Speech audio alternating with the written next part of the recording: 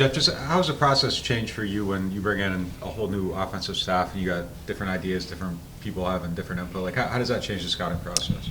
Well, it changes a little bit. We all look at players very similar, and yet there's emphasis on certain things that we have to bring our attention to.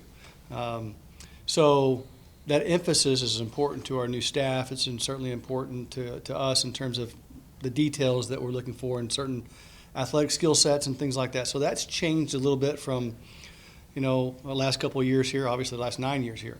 But it's exciting. It's energizing.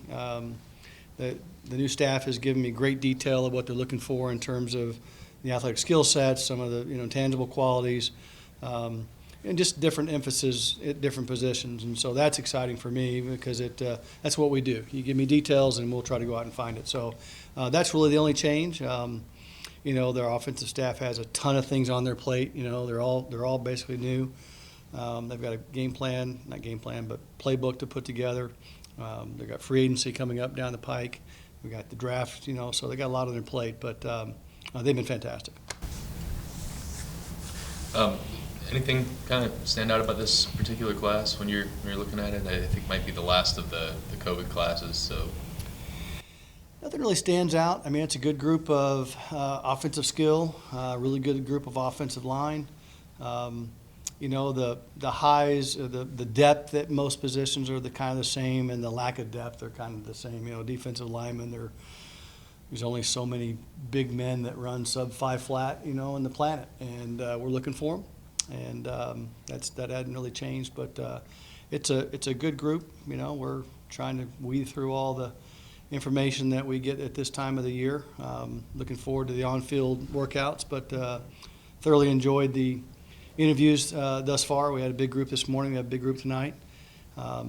It's a great group of guys, so I'm really excited to get to know them better. Jeff, when I look at offensive line, the media analysts or whatever who do mock drafts and big boards and things like that, it feels like there's 8 to almost 10 guys that have been on someone's first round grade. I mean, does it also feel like 32 different NFL teams might have a different 3 that they like from this group? Yeah, that's always the case. But this is a good group. This is a good group of offensive linemen, tackles in particular. And there's some guards and centers in that group as well that are, they can come in and play right away, type vision. But it's a good group, yeah. What do you look for when a guy, like for tackle specifically, like that indicates they're ready to play right away? Like, is there something with that position that you? I think it's more, it's intangible qualities. It's intelligence. It's sometimes it may be the scheme that they've played in college. It's how many games they've played in college. It's, and then there's an athletic skill set in there, being able to stay on your feet, balance and body control, and how well they use their hands to strike and move defenders, and then pass protection. We're pass protecting 65 to 70% of the time. That has to be a skill set that is pretty polished in our league. And so, those are just a few details that we're looking for. Can you tell us a little bit about Dave Ziegler's, kind of addition to and how he would end up impacting with the draft? That's probably a question for Mickey. I've known Dave for years. He's a great guy. He's a very talented evaluator. Right now, he's getting involved in both, the pro and college. I don't even know what the title that we've given him. Personnel analyst or consultant or whatever that may be, and that's what he's doing. He's analyzing some things that we've asked him to analyze, and he's evaluating some players that we've asked him to evaluate. He's been in a couple of different systems. He's been in the Patriot system. He kind of grew up with the Broncos, and he's been a GM, and so he didn't want to be doing nothing, and so it was a chance for us to. I like to call it get another brain in the game. And he's got a lot of experience, a lot of knowledge, and why not pick it, learn from it. It's a quid pro quo. He's going to learn from us and how we do things, and spent some good time with him yesterday going over some things, and we're glad to have him on board. When you look at the 49ers offense and the stuff Shanahan's done, I think one of the things that always stands out is the yards after catch. When you're looking for that in a player, is that you almost exclusively have to look for film for that stuff, or can you figure that stuff out in these drills and see these guys move up close? I tell you, if you can figure it out without watching tape, tell me how to do Yeah. it. No, it's certainly a skill set that that we're looking for on tape, and I think it goes from. You can even go back to high school. Not that I'm going back to high school, watching a lot of high school football tape. A clip from from time to time I will, but it's just it's a skill set that they have. It stays with them. There's a mindset to it. They're not catching and falling down. They're catching with an intent to get yards after catch and run after the catch and go score touchdowns and be aggressive. And that's something that it's a little bit of the makeup that we're looking for, but it's a skill set that you see on tape. You guys met with Jaden Daniels, and even if you don't want to talk about that specific thing, what's the value of like interviewing a guy that? Sorry, this seems really dumb, but what's the value of interviewing a guy that probably would be long gone before you guys pick, and just still doing that research anyway? And what are your impressions of him? Look, the draft's an inexact science, and you can't say he'll be gone. You never know. We have to be prepared for everything. I've been in drafts where players have slipped. I don't think he's going to, but I've been in drafts where maybe we've taken the things for granted that he's going to be gone, and you get to it, and he's still sitting there for us, and maybe our scouting staff didn't do our homework at that time on that player, and that's a dangerous game to play. So we're going to do our homework on every single player. That was the case with Jaden. And we had a great interview with him. He was a great kid. Very impressed with him. Is there a world in which, maybe not Jaden Daniels specifically, but some of these guys that you meet with 4 or 5 years down the road, when they come off their rookie contract, if they become available, that information is helpful, I imagine? Exactly. We call it a historical document. It's there until the guy retires, and we look back on that document from today or tomorrow, whenever we've accumulated all that data, and we'll use it in free agency, whether it's a free agent, whether he's on the street as a street free agent.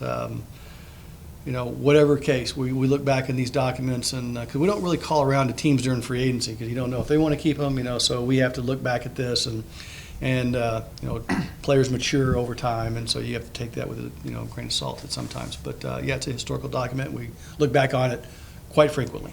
There have been some high-profile like cases of guys not participating in the drills this year. I know it's maybe been like that for the last couple of years, but is that a trend you see kind of going? Is that something that's harder to evaluate? How do you kind of see that as? It's tough. It's tough. I feel like the player's job is to answer all of our questions. My job is to try to build conviction to draft the player.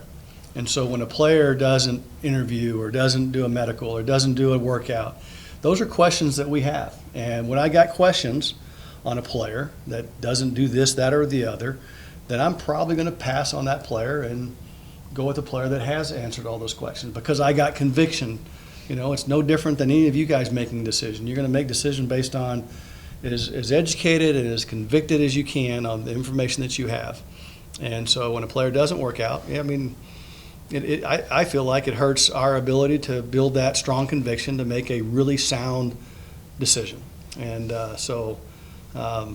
I'm usually chasing that information until the last weekend we can get out. And hopefully, hopefully that's not a trend. But it seems to be quite frequent that we do it, and at the end of the day, most of the time we get them to do the drill. It's just sometimes it's on their time frame, not on ours. People often talk about like smoke screens and that this time of year. How do you guys sort through like misinformation and what's good information and what might be changing? Like how do you guys decide what to pay attention to and what to ignore?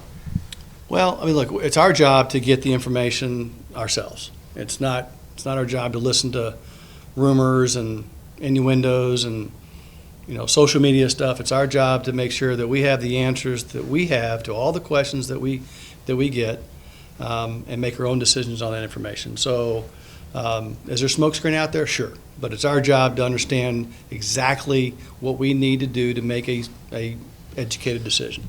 So, look, we put our share of smoke screen out there too. So we all know that's out there, and we have to filter through it. But it's our job to answer our questions and make sound decisions based off of it. What's the value of putting a smoke screen out there? Because, I don't know, maybe sometimes people listen to the smoke screen.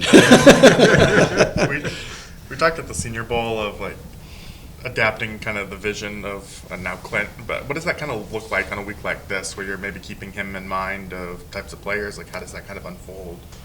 I'm sure I understand like- the question. Clint has a vision for players. How do you kind of apply that when meeting with players Yeah. this week or anything? I think like it's it's what we did for an hour after our last interview. Clint and I just sat in a room and talked about, philosophy and those emphasis things that he's looking for. Talked about players, talked about makeup, just spending time with him and understanding what he's looking for and how I go about making decisions and my thought processes, and trying to get him as much information that he can, that I can, for him to help me make these decisions. And we're very collaborative. And I listen to the coaches, I listen to my scouts. We filter through all the information that we can, and it doesn't really matter if it's Pete Carmichael or Clint. I'm going to listen to them, and we're going to try to get them what they're looking for, and emphasize the details that we're looking for in players. But I think it's going to take a little time to get exactly what we're all looking for. But the more time we spend together, the more time we spend in meetings, and they can articulate the things that they're looking for, the better scouts we're going to be in making those decisions. Do you anticipate that changing your sort of what you're looking for in offensive linemen much? I mean, it seemed like you guys were already running a lot of that kind of outside zone anyway. Yeah, we did a lot of inside zone, some outside zone. I mean, again, the evaluation of offensive linemen is relatively similar. We're seeing the player the same way. I don't think the intangible qualities change really at all. We're looking for smart, tough, dependable guys. They emphasize, a couple of different skills that they're going to run more often than we will. I mean, like we ran it, call it 100 times. Well, they may run it 400 times. So that emphasis has to be a little bit more on that because they just run it more. So This is, I think, draft number 9 here in New Orleans for you.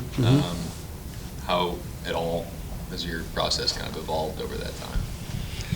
you try to get better every year. You try to learn from the draft. There's trends, there's different things that change.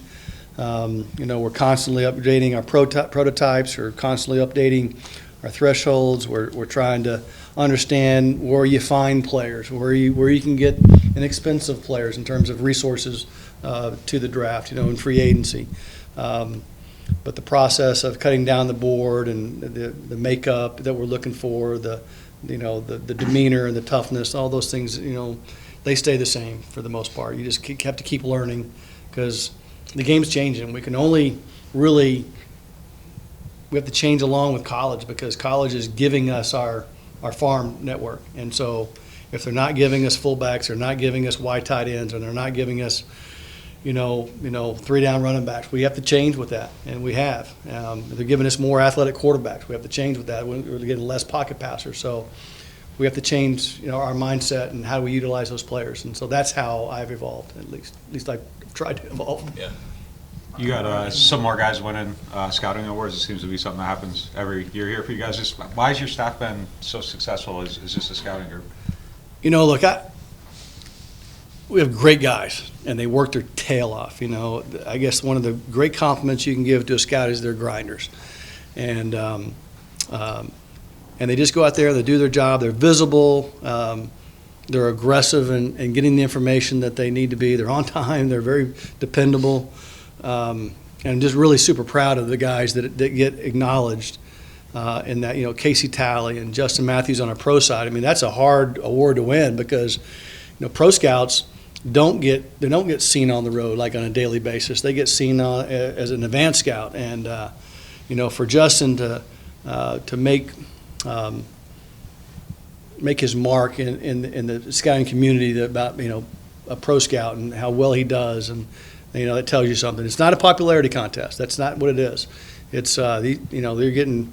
The scouts they're evaluators and they're critics, and so you have to earn their mark, to get voted for. So, Mike Ball's been very instrumental with me this draft process. He's an outstanding voice in our room. He's a strong and very good, pure evaluator. He's got a routine that he goes through, and I just really appreciate how he attacks it. And all of my scouts, even the ones that don't get the acknowledgement, they're all really good staff. And we haven't changed a whole lot, in our staff. I like the continuity of it, but Casey and Paul Zimmer and John Sandusky, all those guys do a fantastic job. Just blessed to have them all, to be honest with you.